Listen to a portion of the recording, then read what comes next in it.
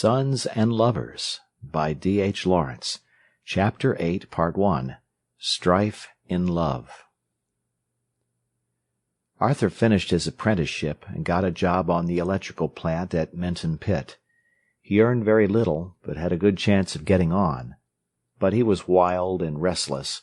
He did not drink nor gamble, yet he somehow contrived to get into endless scrapes, always through some hot-headed thoughtlessness. Either he went rabbiting in the woods like a poacher, or he stayed in Nottingham all night instead of coming home, or he miscalculated his dive into the canal at Bestwood and scored his chest into one mass of wounds on the raw stones and tins at the bottom. He had not been at his work many months when again he did not come home one night. "Do you know where Arthur is?" asked Paul at breakfast. "I do not," replied his mother. "He is a fool," said Paul, "and if he did anything I shouldn't mind. But no, he simply can't come away from a game of whist, or else he must see a girl home from the skating rink, quite proprietously, and so can't get home. He's a fool." "I don't know that it would make it any better if he did something to make us all ashamed," said Mrs. Morel. "Well, I should respect him more," said Paul. "I very much doubt it," said his mother coldly. They went on with breakfast. "Are you fearfully fond of him?" Paul asked his mother. "What do you ask that for?" "Because they say a woman always likes the youngest best." "She may do, but I don't. No, he wearies me." "And you'd actually rather he was good?" "I'd rather he'd showed some of a man's common sense." Paul was raw and irritable. He also wearied his mother very often. She saw the sunshine going out of him, and she resented it. As they were finishing breakfast came the postman with a letter from Derby. Mrs. Morel screwed up her eyes to look at the address. "Give it here, blind eye!" exclaimed her son, snatching it away from her. She started and almost boxed his ears. "It's from your son Arthur," he said. "What now?" cried Mrs. Morel. "My dearest mother," Paul read, "I don't know what made me such a fool. I want you to come and fetch me back from here. I came with Jack Breeden yesterday, instead of going to work, and enlisted. He said he was sick of wearing the seat of a stool out, and, like the idiot you know I am, I came away with him. I have taken the king's shilling, but perhaps if you came for me, they would let me go back with you. I was a fool when I did it. I don't want to be in the army. My dear mother, I am nothing but a trouble to you, but if you get me out of this, I promise I will have more sense and consideration." Mrs. Morel sat down in her rocking-chair. "Well now," she cried, "let him stop." "Yes," said Paul, "let him stop." There was silence. The mother sat with her hands folded in her apron, her face set, thinking. "If I'm not sick!" she cried suddenly. "Sick!" "Now," said Paul, beginning to frown, "you're not going to worry your soul out about this, do you hear?" "I suppose I'm to take it as a blessing," she flashed, turning on her son. "You're not going to mount it up to a tragedy, so there," he retorted. "The fool! The young fool!" she cried. "He'll look well in uniform," said Paul irritatingly.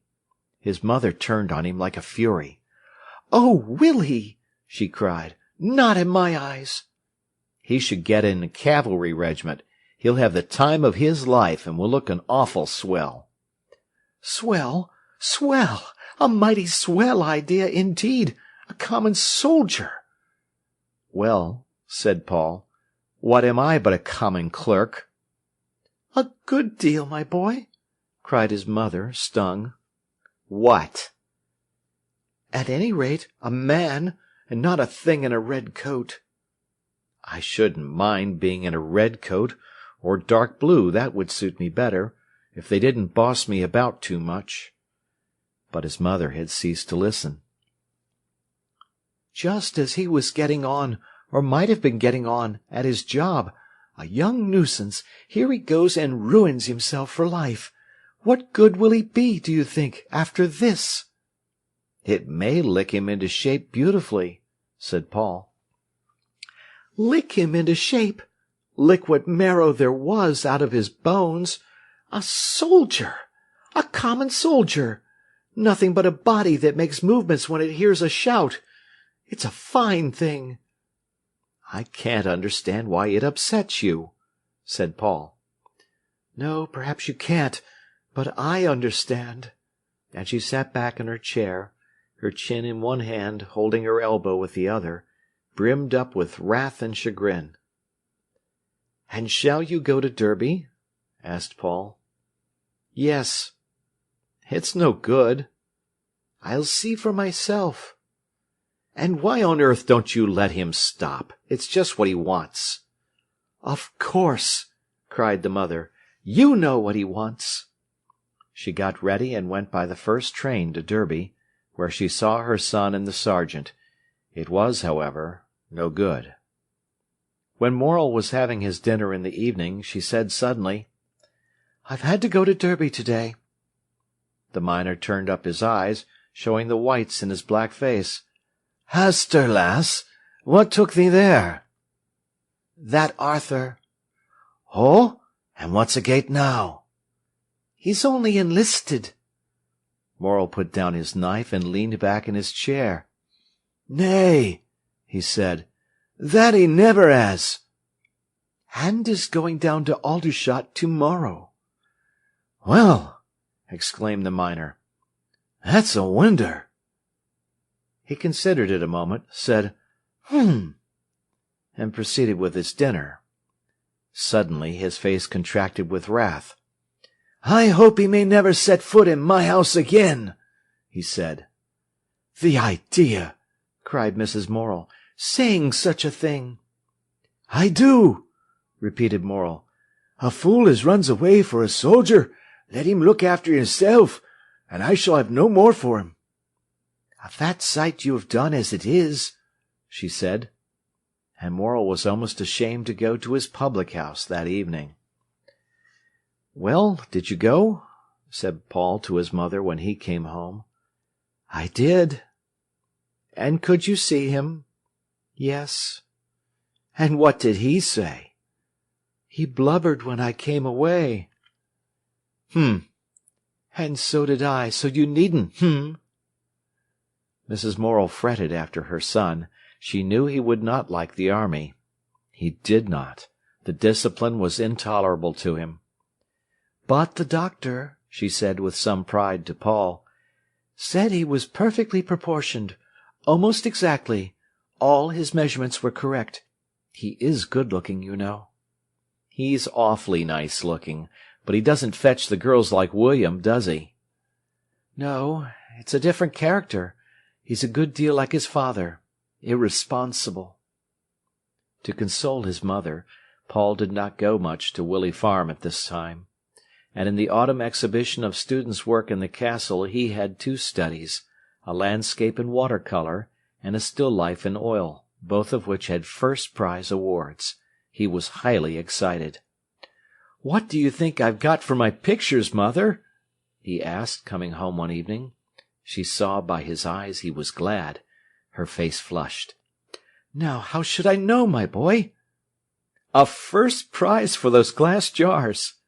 "And a first prize for that sketch up at Willey Farm." "Both first?"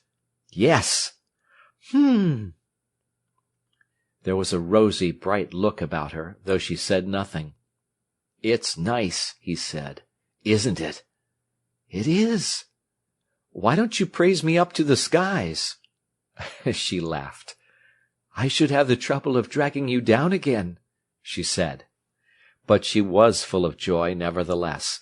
William had brought her his sporting trophies. She kept them still, and he did not forgive his death. Arthur was handsome, at least a good specimen, and warm and generous, and probably would do well in the end. But Paul was going to distinguish himself. She had a great belief in him. the more because he was unaware of his own powers. There was so much to come out of him. Life for her was rich with promise. She was to see herself fulfilled. Not for nothing had been her struggle. Several times during the exhibition Mrs. Morel went to the castle, unknown to Paul. She wandered down the long room looking at the other exhibits. Yes, they were good, but they had not in them a certain something which she demanded for her satisfaction. Some made her jealous, they were so good. She looked at them a long time, trying to find fault with them. Then suddenly she had a shock that made her heart beat. There hung Paul's picture. She knew it as if it were printed on her heart. Name? Paul Morel. First prize. It looked so strange, there in public, on the walls of the castle gallery, where in her lifetime she had seen so many pictures. And she glanced round to see if anyone had noticed her again in front of the same sketch. But she felt a proud woman. When she met well-dressed ladies going home to the park, she thought to herself, "Yes, you look very well, but I wonder if your son has 2 first prizes in the castle." And she walked on, as proud a little woman as any in Nottingham. And Paul felt he had done something for her, if only a trifle. All his work was hers. One day, as he was going up Castle Gate, he met Miriam. He had seen her on the Sunday, and had not expected to meet her in town. She was walking with a rather striking woman, blonde, with a sullen expression and a defiant carriage. It was strange how Miriam, in her bowed, meditative bearing, looked dwarfed beside this woman with the handsome shoulders. Miriam watched Paul searchingly. His gaze was on the stranger, who ignored him. The girl saw his masculine spirit rear its head. "Hello," he said. "You didn't tell me you were coming to town." "No," replied Miriam, half apologetically. "I drove into Cattle Market with father." He looked at her companion. "I've told you about Mrs. Dawes," said Miriam huskily. She was nervous. "Clara, do you know Paul?" "I think I've seen him before," replied Mrs. Dawes indifferently, as she shook hands with him. She had scornful grey eyes, a skin like white honey, and a full mouth, with a slightly lifted upper lip that did not know whether it was raised in scorn of all men or out of eagerness to be kissed, but which believed the former. She carried her head back, as if she had drawn away, in contempt, perhaps from men also. She wore a large, dowdy hat of black beaver, and a sort of slightly affected simple dress that made her look rather sack-like. She was evidently poor, and had not much taste. Miriam usually looked nice. "Where have you seen me?" Paul asked of the woman. She looked at him as if she would not trouble to answer.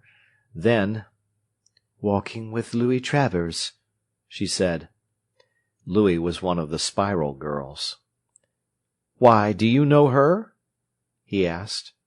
She did not answer. He turned to Miriam. "Where are you going?" he asked. "To the castle." "What train are you going home by?" "I am driving with father. I wish you could come too. What time are you free?" "You know not till 8 tonight, damn it!" And directly the two women moved on. Paul remembered that Clara Dawes was the daughter of an old friend of Mrs. Liver's. Miriam had sought her out because she had once been Spiral overseer at Jordan's, and because her husband, Baxter Dawes, was smith for the factory, making the irons for cripple instruments, and so on. Through her Miriam felt she got into direct contact with Jordan's, and could estimate better Paul's position. But Mrs. Dawes was separated from her husband, and had taken up women's rights. She was supposed to be clever. It interested Paul. Baxter Dawes he knew and disliked. The smith was a man of 31 or 32. He came occasionally through Paul's corner, a big, well-set man, also striking to look at, and handsome. There was a peculiar similarity between himself and his wife. He had the same white skin, with a clear golden tinge. His hair was of soft brown, His mustache was golden, and he had a similar defiance in his bearing and manner. But then came the difference. His eyes, dark brown and quick-shifting, were dissolute. They protruded very slightly, and his eyelids hung over them in a way that was half hate. His mouth, too, was sensual. His whole manner was of cowed defiance, as if he were ready to knock anybody down who disapproved of him, perhaps because he really disapproved of himself. From the first day he had hated Paul. Finding the lad's impersonal, deliberate gaze of an artist on his face, he got into a fury. "What are you looking at?" he sneered, bullying. The boy glanced away, but the smith used to stand behind the counter and talk to Mr. Pappleworth. His speech was dirty, with a kind of rottenness. Again he found the youth with his cool, critical gaze fixed on his face. The smith started round as if he had been stung. "What are you looking at, 3 ha'porth of pap?" he snarled. The boy shrugged his shoulders slightly. "Why, you're—" shouted Dawes. "Leave him alone," said Mr. Pappleworth, in that insinuating voice which means, "He's only one of your good little sops who can't help it." Since that time the boy used to look at the man every time he came through with the same curious criticism, glancing away before he met the smith's eye. It made Dawes furious. They hated each other in silence. Clara Dawes had no children. When she had left her husband, the home had been broken up, and she had gone to live with her mother. Dawes lodged with his sister. In the same house was a sister-in-law, and somehow Paul knew that this girl, Louis Travers, was now Dawes's woman. She was a handsome, insolent hussy, who mocked at the youth, and yet flushed if he walked along to the station with her as she went home. The next time he went to see Miriam it was Saturday evening. She had a fire in the parlour and was waiting for him. The others, except her father and mother and the young children, had gone out, so the two had the parlour together. It was a long, low, warm room. There were 3 of Paul's small sketches on the wall, and his photo was on the mantelpiece. On the table, and on the high old rosewood piano, were bowls of coloured leaves. He sat in the armchair. She crouched on the hearth-rug near his feet. The glow was warm on her handsome, pensive face, as she kneeled there like a devotee. "What did you think of Mrs. Dawes?" she asked quietly. "She doesn't look very amiable," he replied. "No, but don't you think she's a fine woman?" she said in a deep tone. "Yes, in stature, but without a grain of taste. I like her for some things. Is she disagreeable?" "I don't think so. I think she's dissatisfied." "What with?" "Well, how would you like to be tied for life to a man like that?" "Why did she marry him, then, if she was to have revulsions so soon?" "Aye, why did she?" repeated Miriam bitterly. "And I should have thought she had enough fight in her to match him," he said. Miriam bowed her head. "Aye?" she queried satirically. "What makes you think so?" "Look at her mouth, made for passion, and the very setback of her throat." He threw his head back in Clara's defiant manner. Miriam bowed a little lower. "Yes," she said. There was a silence for some moments, while he thought of Clara. "And what were the things you liked about her?" she asked. "I don't know. Her skin and the texture of her, and I don't know. There's a sort of fierceness somewhere in her. I appreciate her as an artist, that's all." "Yes." He wondered why Miriam crouched there, brooding in that strange way. It irritated him. "You don't really like her, do you?" he asked the girl. She looked at him with her great dazzled dark eyes. "I do," she said. "You don't. You can't, not really." "Then what?" she asked slowly. I don't know. Perhaps you like her because she's got a grudge against men." That was probably one of his own reasons for liking Mrs. Dawes, but this did not occur to him. They were silent. There had come into his forehead a knitting of the brows which was becoming habitual with him, particularly when he was with Miriam. She longed to smooth it away, and she was afraid of it. It seemed the stamp of a man who was not her man in Paul Morrel. There were some crimson berries among the leaves in the bowl. He reached over and pulled out a bunch. "If you put red berries in your hair," he said, "why would you look like some witch or priestess, and never like a reveller?" She laughed with a naked, painful sound. "I don't know," she said. His vigorous warm hands were playing excitedly with the berries. "Why can't you laugh?" he said. "You never laugh laughter. You only laugh when something is odd or incongruous, and then it almost seems to hurt you." She bowed her head as if he were scolding her. "I wish you could laugh at me just for 1 minute. Just for 1 minute. I feel as if it would set something free."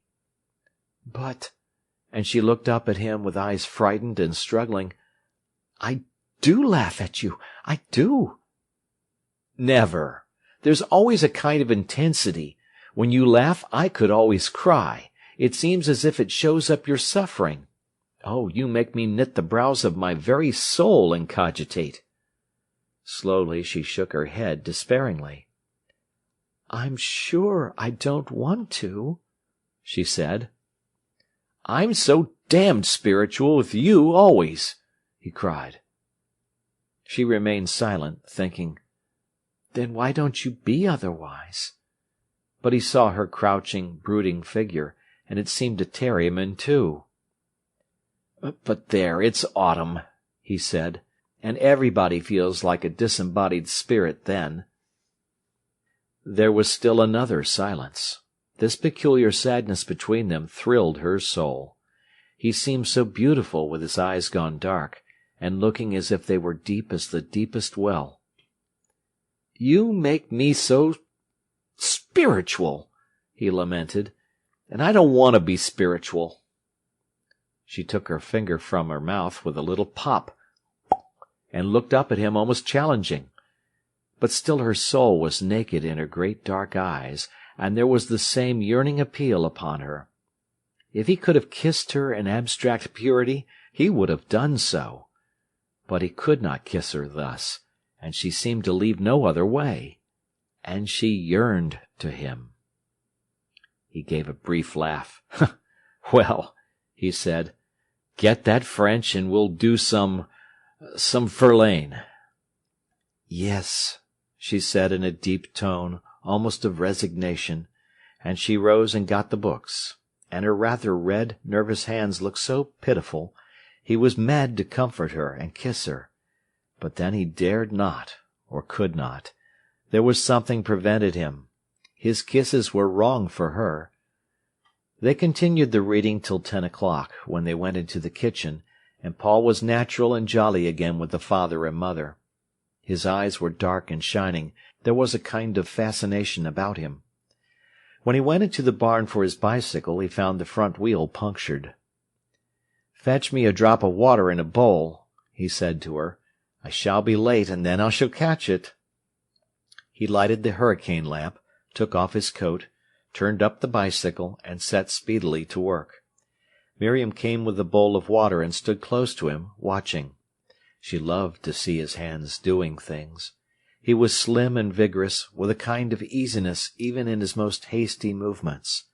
And busy at his work, he seemed to forget her. She loved him absorbedly. She wanted to run her hands down his sides. She always wanted to embrace him, so long as he did not want her. "There," he said, rising suddenly. "Now could you have done it quicker?" "No," she laughed. He straightened himself. His back was towards her. She put her 2 hands on his sides and ran them quickly down.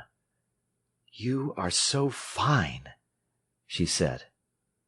He laughed, hating her voice, but his blood roused to a wave of flame by her hands. She did not seem to realize him in all this. He might have been an object. She never realized the male he was. He lighted his bicycle lamp, bounced the machine on the barn floor to see that the tires were sound, and buttoned his coat. "That's all right," he said. She was trying the brakes that she knew were broken. "Did you have them mended?" she asked. "No." "But why didn't you?" "The back one goes on a bit." "But it's not safe." "I can use my toe." "I wish you'd had them mended," she murmured. "Don't worry. Come to tea tomorrow, with Edgar." "Shall we?" "Do. About 4. I'll come to meet you." "Very well." She was pleased. They went across the dark yard to the gate. Looking across, he saw through the uncurtained window of the kitchen the heads of Mr. and Mrs. Leibers in the warm glow. It looked very cosy. The road, with pine trees, was quite black in front. "Till tomorrow," he said, jumping on his bicycle. "You'll take care, won't you?" she pleaded. "Yes." His voice already came out of the darkness. She stood a moment watching the light from his lamp race into obscurity along the ground. She turned very slowly indoors. Orion was wheeling up over the wood, his dog twinkling after him, half smothered. For the rest, the world was full of darkness, and silent, save for the breathing of cattle in their stalls. She prayed earnestly for his safety that night. When he left her, she often lay in anxiety, wondering if he had got home safely. He dropped down the hills on his bicycle. The roads were greasy, so he had to let it go. He felt a pleasure as the machine plunged over the second, steeper drop in the hill. "Here goes," he said. It was risky because of the curve and the darkness at the bottom, and because of the brewers' wagons with drunken wagoners asleep. His bicycle seemed to fall beneath him, and he loved it. Recklessness is almost a man's revenge on his woman. He feels he is not valued, so he will risk destroying himself to deprive her altogether. The stars on the lake seemed to leap like grasshoppers, silver upon the blackness, as he spun past. Then there was the long climb home. "See, Mother?" he said, as he threw her the berries and leaves onto the table. She said, glancing at them, then away again. She sat reading, alone, as she always did. "Aren't they pretty?" "Yes." He knew she was cross with him. After a few minutes he said, "Edgar and Miriam are coming to tea tomorrow." She did not answer. "You don't mind?" Still she did not answer. "Do you?" he asked. "You know whether I mind or not." "I don't see why you should. I have plenty of meals there." "You do." "Then why do you begrudge them tea?" "I begrudge whom tea?" "What are you so horrid for?" "Oh, say no more. You've asked her to tea, it's quite sufficient. She'll come." He was very angry with his mother. He knew it was merely Miriam she objected to. He flung off his boots and went to bed. Paul went to meet his friends the next afternoon. He was glad to see them coming. They arrived home at about 4 o'clock. Everywhere was clean and still for Sunday afternoon. Mrs. Morel sat in her black dress and black apron. She rose to meet the visitors. With Edgar she was cordial, but with Miriam cold and rather grudging. Yet Paul thought the girl looked so nice in her brown cashmere frock. He helped his mother to get the tea ready. Miriam would have gladly proffered, but was afraid. He was rather proud of his home. There was about it now, he thought, a certain distinction.